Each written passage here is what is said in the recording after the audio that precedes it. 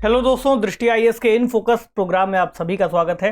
जैसे जैसे महीने गर्म होते जा रहे हैं, मई और जून की ओर हम बढ़ रहे हैं, वैसे वैसे गर्मी की स्थितियां पहले से कहीं ज़्यादा खतरनाक होती जा रही हैं।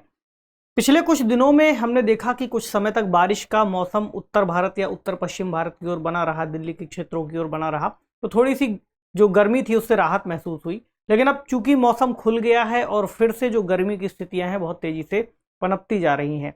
इसमें कुछ प्रभावों की हमने पहले चर्चा की थी। जैसे पिछले कुछ अगर हम 2-3 सालों को देखें तो ला नीना का प्रभाव बना हुआ था, और ला नीना के प्रभाव से आपको पता है कि भारत के क्षेत्र में जो वर्षा की स्थितियां हैं वो बढ़ जाती हैं, सर्दी थोड़ी सी ज़्यादा बेहतर पड़ती है, गर्मी के दिनों में थोड़ी सी कमी आती है।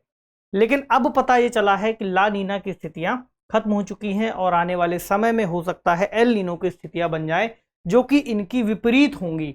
ऐसे में जो तापमान की बढ़ने की स्थितियां हैं वो और ज़्यादा होंगी। अब ऐसे समय में खुले आसमान के नीचे अगर कोई रैली या इस तरह का कोई आयोजन कराया जाता है तो उससे कई तरह के नुकसान हो सकते हैं। एक ऐसा ही नुकसान हमें अभी बीते कुछ दिनों पहले महाराष्ट्र के क्षेत्र में देखने को मिला, जहां पर कुछ लोगों की रैली के अंतर्गत मृत्यु हो गई। अब हीट वेव का चलना यहाँ पर प्रमुख कारण माना गया है, और हीट वेव के चलते इस तरह की स्थितियां बनी है। आज के प्रोग्राम में हम इस पर चर्चा करेंगे। टॉपिक है मुंबई में हीट स्ट्रोक से कैसे गई 11 लोगों की जान, कौन कौन सी वजहें हो सकती हैं और क्या बचाव के सुझाव हो सकते हैं। यानी अगर आप कहीं बाहर जा रहे हैं तो आप किन चीज़ों का प्रयोग करें कि आप इन स्थितियों से बचें। न्यूज़ है 11 killed in Mumbai, what happens during a heat stroke and what precautions you must take. कौन कौन सी ऐसी चीज़ें हैं जो आपको अपनाई जानी चाहिए आपके द्वारा। चर्चा में क्यों है, हीट स्ट्रोक क्या है, क्या प्रभाव हो सकता है, महाराष्ट्र में क्या स्थितियां घटित हुई, क्या पहले कोई मौसम से संबंधित चेतावनी जारी की गई थी खासतौर से हीट स्ट्रोक को लेकर के, लोगों को वहां पर हीट स्ट्रोक का सामना क्यों करना पड़ा, क्या स्थितियां रहीं, और बचाव के सामान्य उपाय क्या हो सकते हैं। जीएस पेपर 2 स्वास्थ्य से संबंधित है विषय। और खबर पर अगर चर्चा करें तो 16 अप्रैल की ये घटना है। खारघर नवी मुंबई के अंतर्गत एक कार्यक्रम का आयोजन कराया जा रहा था, और कार्यक्रम महाराष्ट्र भूषण पुरस्कार वहां पर सम्मानित किया जा रहा था। और अप्पा साहेब धर्माधिकारी जो कि एक सामाजिक कार्यकर्ता हैं, इनके सम्मानित करने के लिए एक सभा का आयोजन था, जहां पर गृह मंत्री अमित शाह मौजूद थे। अब ये जो सभा आपको दिख रही है, इस तस्वीर में भी आप देख पाएंगे कि खुले में एक बड़ी सार्वजनिक सभा का आयोजन था, जहां पर अनुमानित लगभग 2 मिलियन लोग मौजूद थे। अब खुले स्थानों पर इनका बैठना अपने आप में काफ़ी नुकसानदायक रहा, जिसका प्रभाव ये हुआ कि हीट स्ट्रोक की वजह से लगभग 11 लोगों की मौत हो गई। 20 से ज़्यादा लोग अस्पताल में भर्ती हैं और दर्जनों लोग डिहाइड्रेशन के शिकार हुए। इस पूरी घटना में हमारे लिए समझने की बात यह है कि जो हीट स्ट्रोक शब्द है वो क्या है, उसे किस तरह से परिभाषित किया जा सकता है, उसके क्या प्रभाव हो सकते हैं, कैसे बचा जा सकता है। तो हीट वेव को हम 2 तरह से परिभाषित कर सकते हैं। पहला है गुणात्मक, यानी उसके गुणों के आधार पर। दूसरा है मात्रात्मक, यानी उसकी मात्रा के आधार पर। गुणात्मक परिभाषा कहती है कि हीट वेव हवा के तापमान की एक ऐसी स्थिति है जिसके संपर्क में आने पर मानव शरीर नुकसान झेल सकता है, या जिसका संपर्क मानव शरीर के लिए घातक हो सकता है। यानी सामान्य से तापमान इतना बढ़ जाए कि जैसे ही मनुष्य उस हवा के संपर्क में आएगा, मनुष्य के शरीर का तापमान प्रभावित होगा। दूसरी मात्रात्मक, यानी किसी क्षेत्र में तापमान की सीमा पर यह आधारित होगा। कैसे? हीट वेव असामान्य रूप से उच्च तापमान की अवधि है। ये परिभाषा कहती है कि जब उच्च तापमान हो जाए असामान्य रूप से, यानी सामान्य तौर पर जितना तापमान होता है, तापमान अगर उस क्षेत्र में उस सामान्य दशा से ऊपर हो जाए तब हीट वेव की स्थिति बन सकती है। तो सामान्य अधिकतम तापमान से अधिक होना चाहिए। सामान्य अधिकतम तापमान का मतलब हुआ किसी क्षेत्र में मान लीजिए औसत रूप से जो तापमान है 40 डिग्री सेल्सियस होता है। अब हीट वेव के लिए अगर तापमान कुछ और डिग्री बढ़ जाए तो हम कहेंगे हीट वेव हो गया। खासतौर से उत्तर पश्चिमी भारत और दक्षिण मध्य भारत में गर्मी के मौसम में हीट वेव और हीट स्ट्रोक की गतिविधियां देखने को मिलती हैं। इसके अलावा और भी क्षेत्र हैं जो इससे जुड़े हुए हैं, ये कॉमन बात है। मार्च से जून की अवधि वो समय काल है जब सबसे ज़्यादा ये स्थितियां बनती हैं, और कभी कभी जुलाई तक भी ये एक्सपेंड हो जाता है। ठीक है, अब यहां पर हम समझे कि कितना है वो निश्चित तापमान जिसके आधार पर ये परिभाषाएं गठित की गई हैं। तो सामान्य रूप से मैदानी इलाके में अगर आप देखेंगे तो 40 डिग्री सेल्सियस और हिल्स यानी कि पहाड़ी एरियो में देखेंगे तो आपको दिखाई देगा लगभग 30 डिग्री सेल्सियस के आसपास का तापमान फिर हीट वेव के चलने की दशाओं को संदर्भित कर सकता है। तो सामान्य रूप से हीट वेव की कंडीशन कब बनती है? अगर सामान्य अधिकतम तापमान 40 डिग्री से ज़्यादा हो और फिर इस तापमान में बढ़ोतरी हो जाए 4 से 5 डिग्री सेल्सियस और ज़्यादा, तो वो हीट वेव की दशाएं बन जाएंगी। अगर तापमान 40 डिग्री सेल्सियस से कम है या इतना ही है तो 5 से 6 डिग्री सेल्सियस तापमान बढ़ने पर हीट वेव की दशाएं बन जाएंगी। अब एक होता है हीट वेव, एक है सीवियर हीट वेव यानी उससे कहीं ज़्यादा घातक, उसकी भी परिभाषा है।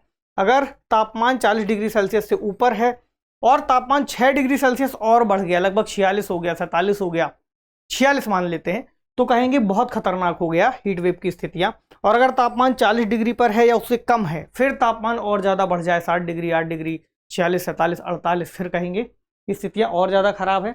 और ऐसी दशाओं में सबसे ज़्यादा खतरा होता है अगर आप खुली धूप के समय में निकल जाते हैं, और ये समय काल लगभग 12 बजे से 3 बजे तक दोपहर का माना जाता है। तो इस समय काल में बाहर नहीं निकलना है।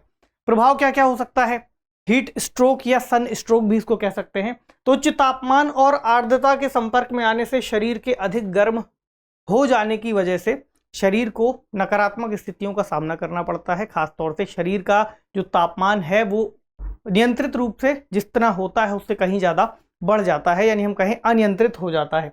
तो उच्च तापमान पर लंबे समय तक शारीरिक परिश्रम करने से भी ऐसी स्थितियां बनती हैं। पहले वाले में समझिए कि अगर तापमान बढ़ जाए बहुत ज़्यादा बाहर का और ह्यूमिडिटी भी काफ़ी ज़्यादा हो तो उसका डबल इम्पैक्ट होगा।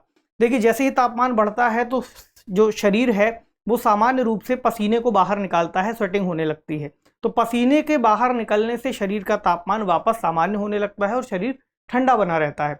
लेकिन अगर बाहर आर्द्रता बहुत ज़्यादा हो, ह्यूमिडिटी बहुत ज़्यादा हो, तो जो वाष्पीकरण है वो उस तरह से नहीं हो पाएगा और पसीना निकलने की प्रक्रिया है वो भी ठीक से नहीं हो पाएगी। ऐसे में जो कोर टेम्परेचर है बॉडी का वो कहीं ज़्यादा बढ़ जाएगा और लगभग 41 डिग्री सेल्सियस तक भी पहुंच सकता है, जो कि काफ़ी ज़्यादा नुकसानदेह होगा।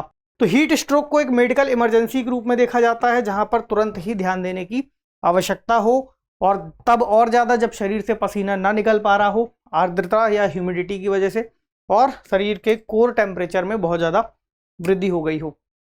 तो जैसा कि हमने देखा 41 डिग्री सेल्सियस तक तापमान बढ़ सकता है, इससे मृत्यु की स्थिति भी बन सकती है और भी कई तरह के गंभीर प्रभाव हो सकते हैं, जैसे थकान, चक्कर आना, सिर दर्द, मतली, उल्टी, निम्न रक्तचाप, हृदय गति में वृद्धि होना। अच्छा, इसमें 2 स्थितियां और आप देख सकते हैं। पहला है अगर आप शारीरिक रूप से गर्मी की वजह से बहुत ज़्यादा थकावट फील करते हैं, यानी हीट एग्जॉशन। दूसरा कह सकते हैं हीट स्ट्रोक। इनमें थोड़ा सा अंतर है लेकिन कई सारी समानताएं भी हैं। तो आप ये पहचान पाएंगे कि कब व्यक्ति को हीट स्ट्रोक की स्थितियां बन रही हैं, कब सामान्य दशाएं।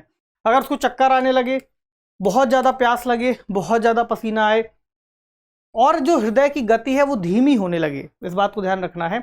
उल्टी हो सकती है, वॉमिट हो सकती है, शरीर की जो स्किन है पीली पड़ सकती है, ठंड लग सकती है। इसके अलावा जो मांसपेशियां हैं उसमें थकान हो सकती है और ऐंठन हो सकती है। तो ये गर्मी की वजह से बहुत ज़्यादा शारीरिक परिश्रम या थकान की वजह से स्थितियां बनती हैं। वहीं अगर हीट स्ट्रोक की स्थितियां होंगी तब आपको हेडेक हो सकता है, कन्फ्यूज़न हो सकता है, यानी चीज़ों को सामान्य रूप से आपको समझने में दिक्कत होगी, इसे मतिभ्रम कह सकते हैं। दूसरा है शरीर का तापमान बहुत तेज़ी से बढ़ेगा। उसके अलावा आप अपनी जो चेतना है, जो आपकी जागृति है, उसको खो सकते हैं, एक तरह से बेहोशी आ सकती है। जो हृदय की धड़कन है वो काफ़ी ज़्यादा तेज़ बढ़ सकती है, हृदय गति बढ़ेगी और जो स्किन है वो लाल रंग की दिखने लग जाएगी। तो आप मान सकते हैं कि हीट स्ट्रोक से प्रभावित हुआ है किसी व्यक्ति का शरीर। अब महाराष्ट्र में क्या दशाएं थी? क्या वहाँ पर कोई चेतावनी जारी की गई थी? अगर इतनी बड़ी रैली का आयोजन किया गया है, तापमान क्या बहुत ज़्यादा था? ऐसा नहीं है। भारत मौसम विज्ञान विभाग ने 16 अप्रैल को कोई भी लू की चेतावनी जारी नहीं की थी। अगर वहाँ पर आप कुछ और वेधशालाओं को देखें तो मुंबई की सांता क्रूज जो लेबोरेटरी है उसमें 34.1 डिग्री सेल्सियस तापमान दर्ज किया था। दूसरी एक और है ठाणे बेलापुर इंडस्ट्रीज एसोसिएशन की मौसम वेधशाला, उसने 38 डिग्री सेल्सियस के आसपास तापमान को दर्ज किया था। विदर्भ क्षेत्र में देखेंगे तो 39 डिग्री सेल्सियस और 40 डिग्री सेल्सियस के बीच का तापमान दर्ज किया गया था। फिर भी जो परिस्थितियां थी काफ़ी विपरीत रहीं और उस रैली में मौजूद लोगों के साथ ऐसी घटना घटित हुई।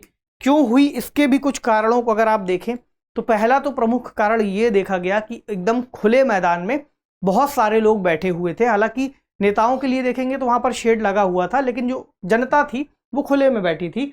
ये डॉक्टर्स ने इसको जब एवेल्युएट किया, देखा, तब उन्होंने इस बारे में बताया। दूसरा, कई लोग बहुत दूर दूर के क्षेत्रों से आए थे, तो आने में जो थकान हुई होगी उसके बाद खुले स्थान में बैठना अपने आप में डबल इम्पैक्टेड हो गया। दूसरा, बुजुर्ग रोगी, उच्च कोलेस्ट्रॉल, हृदय संबंधी बीमारी वाले लोग, इन लोगों में हीट स्ट्रोक का खतरा कहीं ज़्यादा होता है।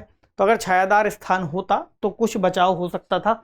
दूसरा, पानी ना पीने की वजह से भी ऐसी स्थितियां और ज़्यादा बिगड़ जाती हैं, तो वहाँ पर पानी उपलब्ध रहा होगा या नहीं रहा होगा इसके बारे में जानकारी नहीं है। तो ऐसा हो सकता है रहा भी हो तो कुछ लोगों ने ना पिया हो, तो उससे डबल इम्पैक्ट हुआ होगा। अब बचाव कैसे हो सकता है अगर आप कहीं बाहर जा रहे हैं ऐसे महीनों में, अप्रैल, मई, जून में, क्योंकि आने वाले समय में आप लोगों को एग्जाम देने भी जाना है, तब बहुत ध्यान से निकलिएगा घर से बाहर। और आज के समय भी स्थितियां इतनी अच्छी नहीं रह गई हैं, तो बाहर निकलने से पहले 10 बार सोचिए। अगर बहुत ज़रूरी काम ही है और आपको जाना पड़ जाए तब ही बाहर निकलिए। पहला तो हाइड्रेटेड रहना बहुत ज़रूरी है, पानी या फिर किसी तरह का तरल पदार्थ लेते रहें। जितनी ज़्यादा से ज़्यादा बार हो पानी पीते रहें, प्यास ना भी लगे तब भी पी लें। अगला, अपने आप को अगर आप बाहर जा रहे हैं तो पूरी तरह से ढक लें। जो कपड़े हैं वो कोशिश करें हल्के रंग के पहने, और कॉटन हो या सूती हो तो और बेहतर है, ढीले कपड़े पहने। चश्मा लगा लें, छाता ले लें, कोई हैट हो वो लगा लें, यानी खुले धूप में अपने आप को इंट्रैक्शन से बचाएं। लंबे समय तक सूरज के नीचे खड़े ना रहें, किसी छायादार स्थान पर पहुंच जाएं, वहां पर ही रुके। ये नहीं हो रहा कि आप बीच में ही खड़े हैं और बहुत ज़्यादा धूप आपके सर के ऊपर है। इसके अलावा शराब, चाय, कॉफ़ी और कार्बोनेटेड शीतल पेय से परहेज करें, कोल्ड ड्रिंक वगैरह इतना ना पिएं। इसके अलावा अगर पीना ही है तो आप ORS घोल ले सकते हैं, ग्लूकोज ले सकते हैं और सामान्य पानी ले सकते हैं। अधिक प्रोटीन वाले भोजन से आपको परहेज करना है और सिर पर गीले कपड़े का प्रयोग सामान्य दशाओं में कर सकते हैं। ये कुछ बेसिक ज़रूरतें हैं या बेसिक चीज़ें हैं जिनका आप उपयोग कर सकते हैं और गर्मी की दशाओं में थोड़ा बहुत अपने आप को बचा सकते हैं। एक प्रश्न देखते हैं। प्रश्न है, हीट स्ट्रोक क्या है? इसके प्रभावों का जिक्र करते हुए बचाव के उपाय सुझाइए। बेसिक सा सवाल है, लगभग हमने जो सारी बातें यहाँ पर चर्चा की हैं उनको ही आपको कंसाइज करके लिखना है। तो इसका उत्तर लिखने का आप अभ्यास कर सकते हैं। मिलते हैं अगले सेशन में किसी अन्य महत्वपूर्ण विषय के साथ। पढ़ते रहिए, ख्याल रखिए, शुक्रिया। और गर्मी में बचाव जरूरी है, उसका भी ध्यान रखिए।